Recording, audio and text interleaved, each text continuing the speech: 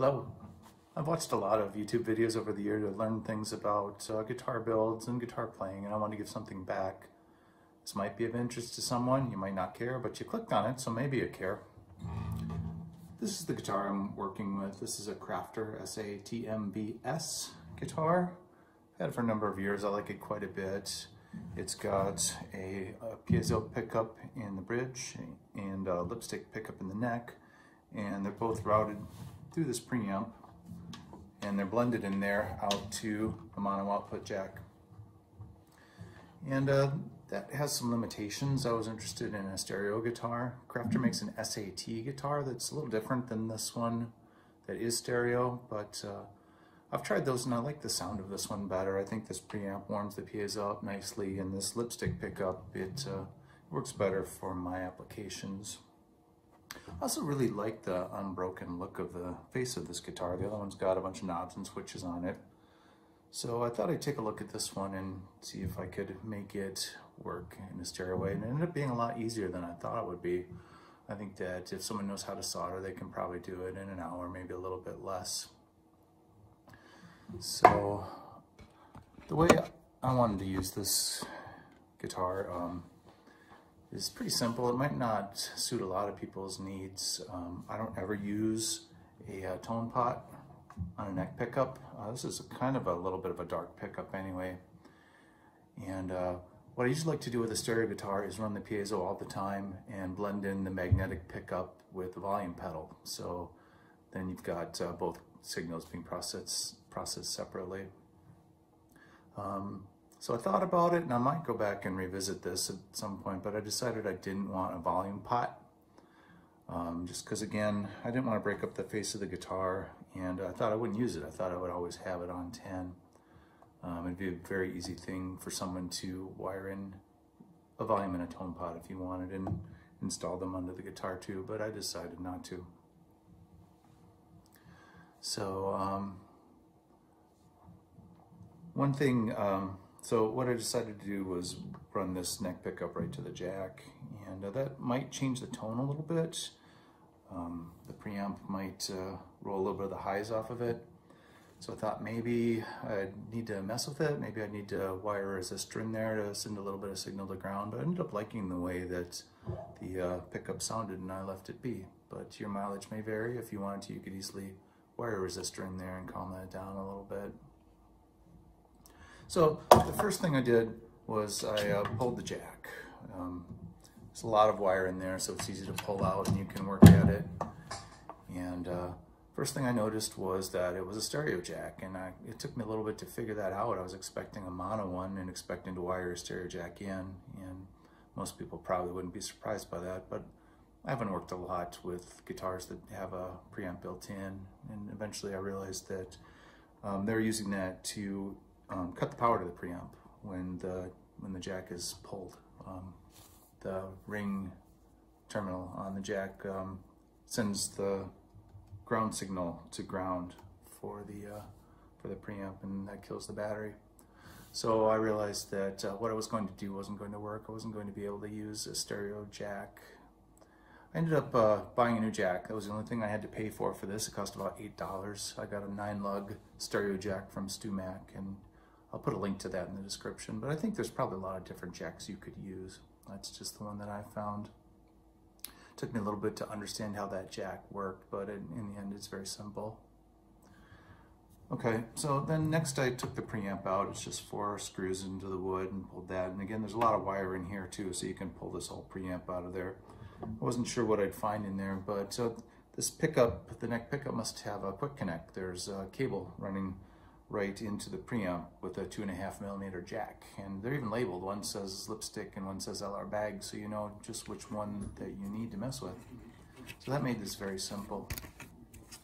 Now I figured I could cut the tip off of that cord and wire it up, wire some wires to it. I ended up not doing that. I had a little 2.5mm female to male extension cord that I used just to keep that existing cord the way that it came. But the easiest thing would probably be to hack right into that cord and solder some extensions into it.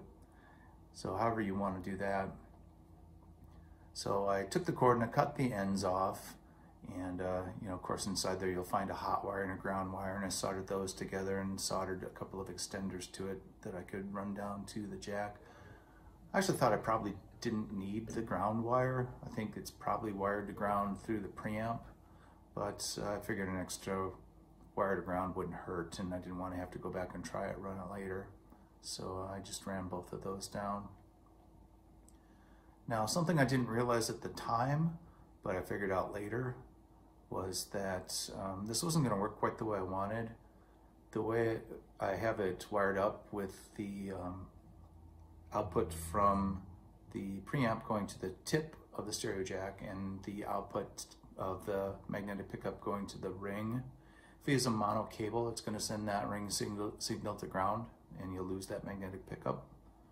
So what you're going to want to do, and I think this is why most stereo guitars have a stereo mono switch in them, is wire some kind of switch to interrupt that hot signal from the neck pickup to the jack.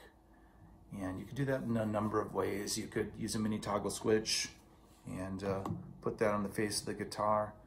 I ended up using just a little 2-pole latching button that I dug out of a non-working little pen light. And I just put that right inside the F-hole here. And I just Velcroed it there.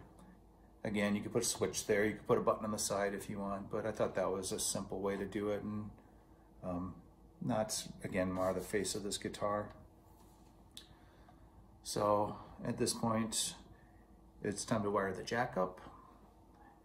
And what you want to do is cut the red wire from the existing jack. That's going to be the hot wire from the preamp, and solder that to lug 4 on the new jack. That's the tip. Okay, and after that, you're going to want to cut the white wire from the existing jack and solder that to lug number 5. And the way this jack works is there's 3 lugs that are a single pole double throw switch on either side of the tip and ring.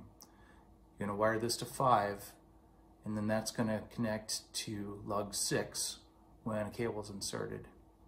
And the 7th one you're going to leave alone. If you were to wire that one in, that would power the preamp when the cable is removed, which obviously you don't want. And then you're going to cut the last wire, which is the black wire, and that old jack will now be removed, and you solder that to lug 9, which is ground. That's the large lug coming out and attached to the metal on the outside of the jack.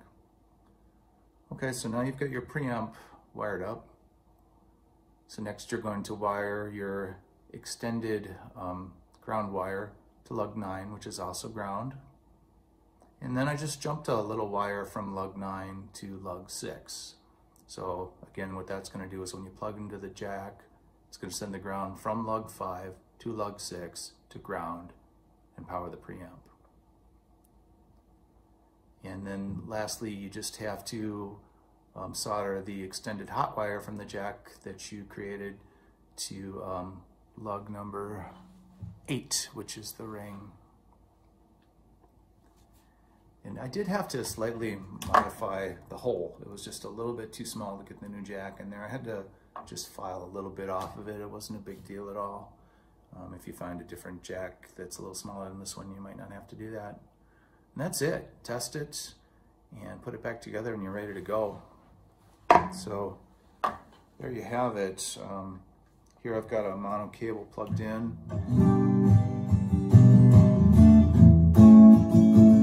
Got the piezo. You can blend in the magnetic pickup. So it's the same functionality the guitar had before. I like to put just a little bit of magnetic pickup into the piezo to warm it up a little bit.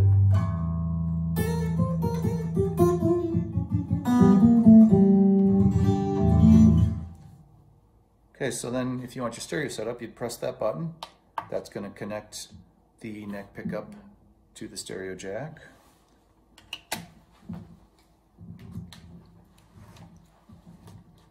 I couldn't find a stereo cable, so I'm using a couple of wireless packs here. It's a little bit unwieldy.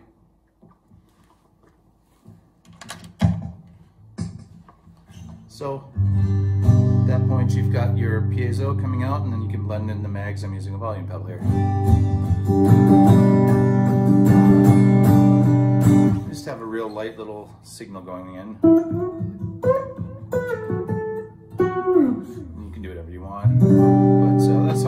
it so you can still clearly hear the acoustic sound when you blend the magnetics in.